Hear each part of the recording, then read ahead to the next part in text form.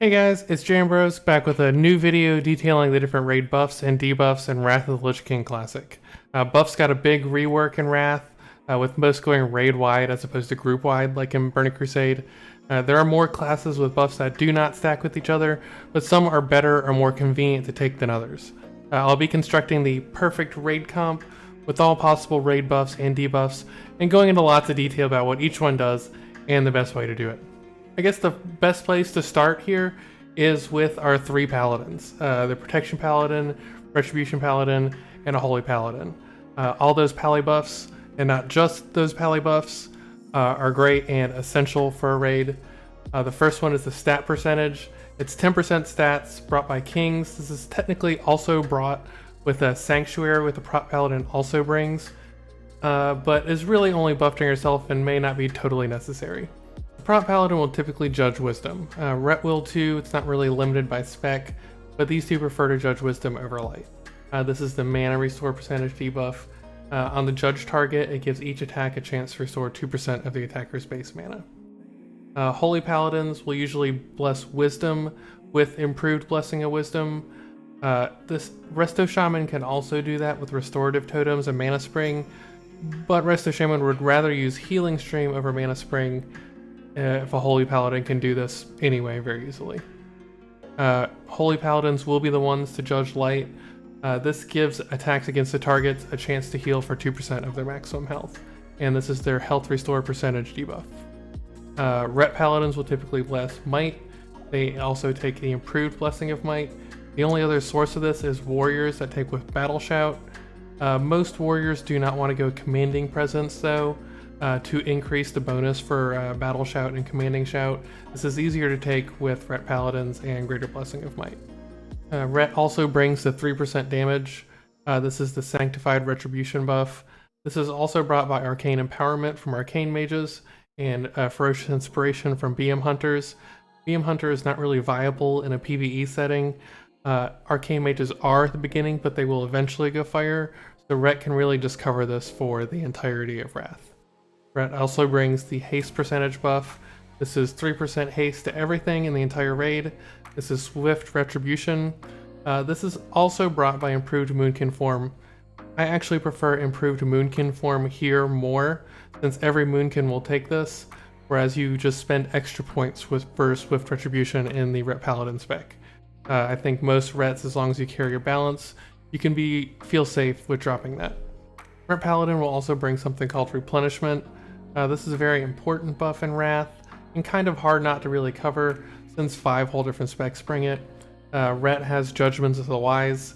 This causes up to 10 party or raid members to gain 1% of the maximum mana per 5 seconds. Also brought by Shadow Priests, Survival Hunters, Destrolocks, and Frost Mages. It's always good to have more of these, especially considering some of these specs aren't viable, like Frost Mage. Ret Paladins also bring the Heart of the Crusader. This is a critical strike debuff. It increases the critical strike chance of all attacks against the target by an additional 3%. This is also brought from Master Poisoner by Assassination Rogues and Totem of Wrath from Ellie Shaman. All Ret Paladins and all Rogues will take this. However, Rogues will eventually go combat later as opposed to an assassination, and you may or may not bring an Ellie Shaman. The next spec I'm going to bring here is a Balanced Druid. Every raid is going to want one of these. They bring so many different buffs. Just to start out with is the stat add. This is the Gift of the Wild. Every Druid spec brings this. Isn't as big of a deal. As long as you have one Druid, you're going to have this. They also bring Spell Crit, which is a Moonkin aura. The only other spec who brings this is an Elemental Shaman. This is 5% Spell Crit, and you may not bring an Elemental Shaman, so you're definitely going to need a Moonkin. It also brings a spell hit debuff. This is an improved Fairy Fire. This is a debuff on the target, so it increases 3% hit. It's also brought by Misery with Shadow Priest. There's also the spell damage. This is a debuff. It's brought by Moonkin with Earth and Moon. This is a 13% spell damage taken. Both Moonkin and Unholy DK take this. Warlocks should not have to use elements. All Warlocks will want to use Doom or Agony. Damage causing curses as opposed to something like this. There's also the melee hit reduction debuff. This is Insect Swarm for Moonkin. It's a chance to hit with melee and range attacks reduced by 3%. The boss has a 3% less chance to hit. The only other source of this is Scorpid Sting, and hunters would rather not use Scorpid. They also bring the minor armor percentage debuff. This is Fairy Fire. Moonkin or Ferals can do this. There's also Sting, which is BM hunters, and also Curse of Weakness. Fairy Fire is really the only one that can do this. Next up, I'm going to add a Demonology Warlock. This is a very, very important buff. This is the spell power buff for the raid. Demo locks have Demonic Pact, which increases the spell power by 10% of the Warlock's damage. The only other thing that's close is Totem of Wrath, and that may actually be a little bit better at the very beginning of the game, but is quickly outscaled by demo locks. Flame Tongue Totem is just strictly worse. They also bring the Spell Crit debuff. This is applied by demo locks and affliction locks. This is a 5% additional chance to critically hit on the target. It's also brought by Fire Mages, which most mages will start at Arcane and then go Fire, and Frost Mages, which nobody will really take for PvE. Next up, I am going to bring two specs that have a decent amount of overlap. Enhancement Shaman and the Frost Death Knight. The first buff is a Strength and Agility buff. Most will recognize Horn of Winter, which is brought by any DK, but technically better is the Strength of Earth totem, which with enhancing totems is 15% better than Horn of Winter. There's also the attack power buff, which is brought with Unleashed Rage. This is the 10% attack power. This is also done by True Shot Aura and Abomination's Might. So you'll have a little bit of overlap here, especially when hunters go marks and if you're running a Blood DK, but you'll always have this if you have an Enhancement Shaman. There's also the very, very important melee haste. This is a whole 20% melee haste. This is only brought by Frost Death Knights and improved Wind Fury Totem. It's better for the DK to bring this than the enhancement. You have to spend extra points for enhancement to do this, whereas the Frost Death Knight will take it anyways, and it has pretty much 100% uptime. Of course, an Enhancement Shaman will also bring Heroism or Bloodlust. Any Shaman will. You do have the Sated debuff in Wrath, so you can only really cast this once in an encounter. There's actually only one source of the spell haste, and that is Wrath of Air Totem. However, it's not really limited by spec for Shaman, and an Enhancement Shaman will drop this anyways, so that gives the 5% spell haste. The DK will also bring the attack speed reduction debuff. This is the improved Frost Fever. This is from the improved Icy Touch talent. It's really brought by any spec of DK, also from Infected Wounds, which is more of a PvP talent for Feral Druids. Improved Thunderclap if you're bringing a Prot Warrior, or Judgment of the Just from a Prot Paladin. However, Prot Paladins spend extra points to take this, and if you have enough DKs, you're probably going to bring a few of them anyways. You're always going to have this buff up. Next, I'm going to be adding a Feral Druid and an Arms Warrior. Two more specs with a decent amount of overlap here that are both very important. The Feral Druid will bring improved Leader of the Pack. This is the health restore percentage buff. It just causes players affected by this to occasionally heal themselves for 4% of their total health. This isn't brought by anything else in the game. There's also the unimproved Leader of the Pack. Every Druid will take this anyways. This is the ranged and melee physical critical hit chance, 5%. Fury Warriors also bring this. Most warriors will be arms at the very start and eventually go Fury, so there will be a little bit of overlap there. Warriors are also the only real source of the health buff. This is Commanding Shout, which can be improved even more by 25%, along with Battle Shout. Most warriors do not like to take these points. It costs 5 whole points. Debatable if you really need it, since you don't really need it for Battle Shout, and if you really need that 25% health off of the already 2200 health. The only other source of a buff that does not stack is Blood Pact, which can be taken with an improved Imp. It's just not even close to being as good as Commanding Shout. Arms Warriors will also bring the physical damage percent debuff. This is easily provided by Arms Warriors, but it's also provided by Combat Rogues. Most Rogues will start out as Assassination, then go Combat, the same way that Arms will typically go Fury. They should really switch at the same time, so this buff is always covered.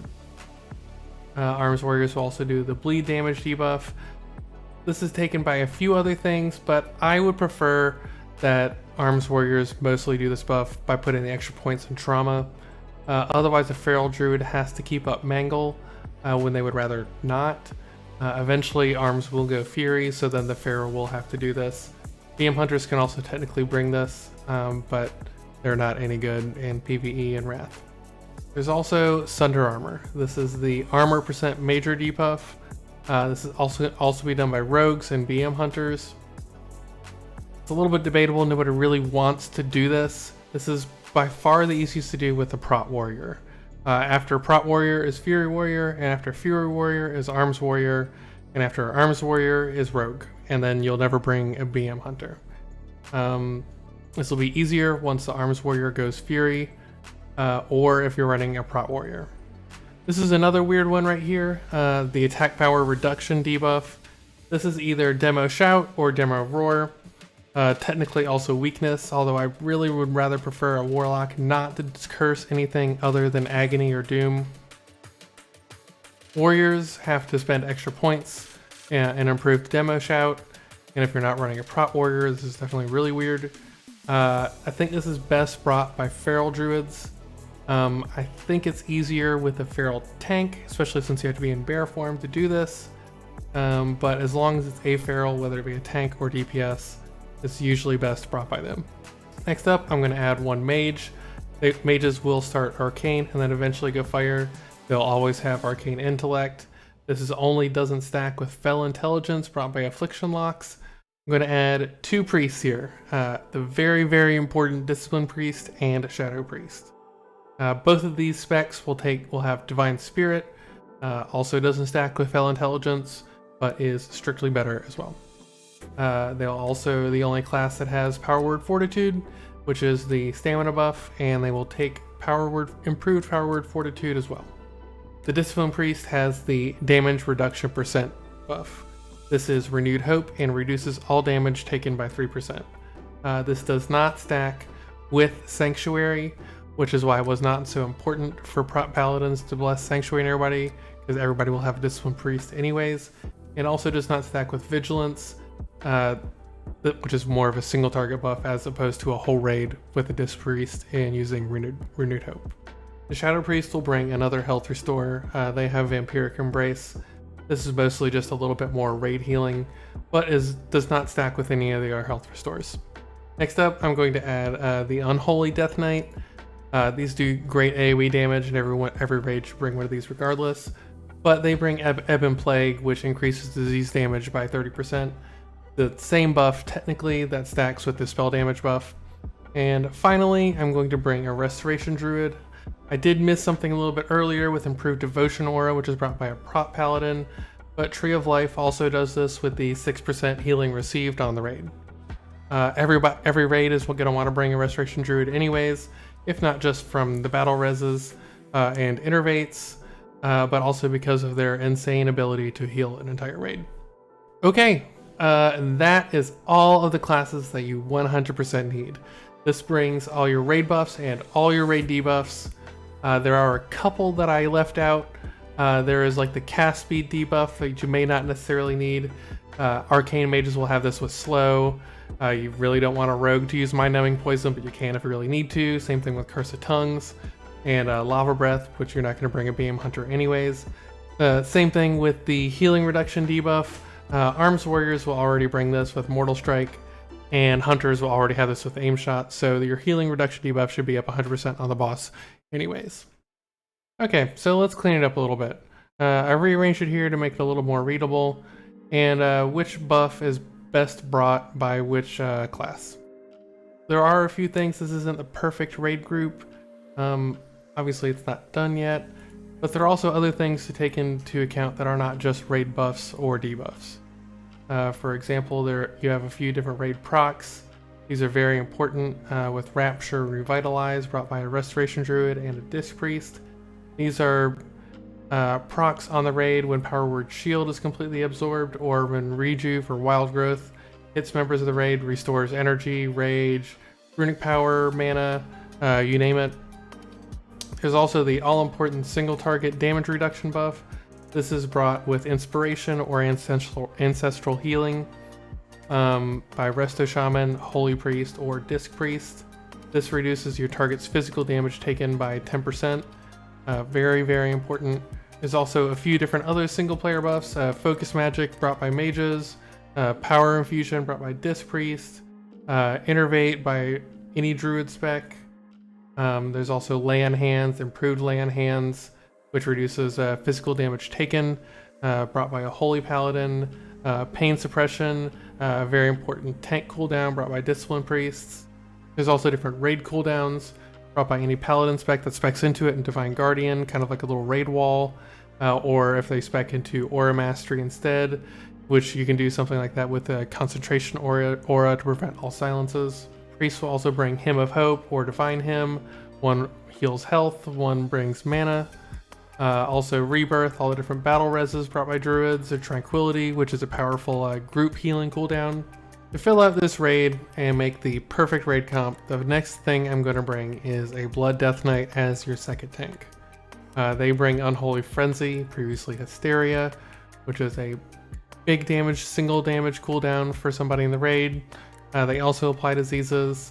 They have okay AoE, but they have insane usefulness with Death Grip, and Icy Touch, which deals crazy threat from range.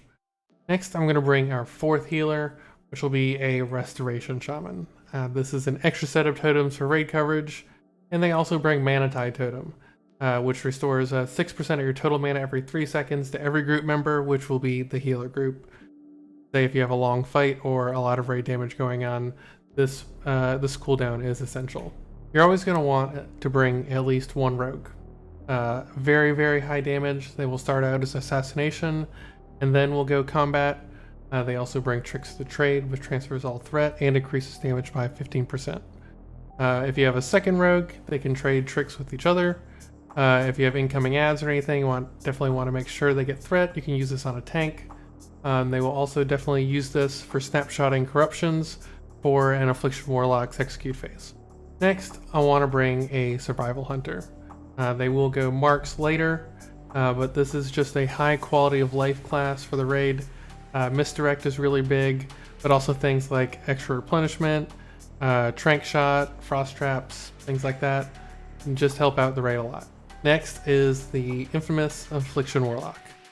Yeah, 3 of them. Just very high damage, excellent execute, great AoE. It's like they're good at everything except for bringing raid buffs. So they're really kind of the filler here. You could even bring 4. If a 5th healer is needed, which is very common, I would add another Holy Paladin. This is kind of like the meta healer setup. 2 Holy Paladins, 1 Druid, 1 Shaman, 1 Disc Priest. Holy Paladin provides great raid utility if you have Divine Guardian or Aura Mastery, and excellent tank health upkeep. This could be something like a Resto Druid if it's like a high raid damage fight and a low tank damage fight. And finally, I would probably add it off if I had to pick another Rogue, another Frost DK, and a 4th Affliction Warlock. There are a lot of options here though. I like that second Rogue for damage and tricks. Frost and Affliction are always good. You could also take another Hunter for another MD, or the quality of life that it brings, or another Mage, especially when they're able to go fire later on. It could even be another Fury Warrior, especially later on in ICC. This is a really great initial setup, if you ask me, especially in Phase 1 and Phase 2 of Wrath Classic. Late in ICC, you could always end up dropping Warlocks too. A lot of these last few spots are just really, really flexible. You could bring more Mages, more Warriors later on. It's really up to you. But I'd very much recommend in the initial part of this video to bring all those essential classes, otherwise you're going to end up missing out on a lot of ideal different raid buffs and debuffs. That's it. If you have any questions, drop them below in the comments or come by on Twitch, link below in the description, to catch me live. If you like this sort of content and want to help support this channel, be sure to like this video and subscribe. Thank you for watching, and see you next time.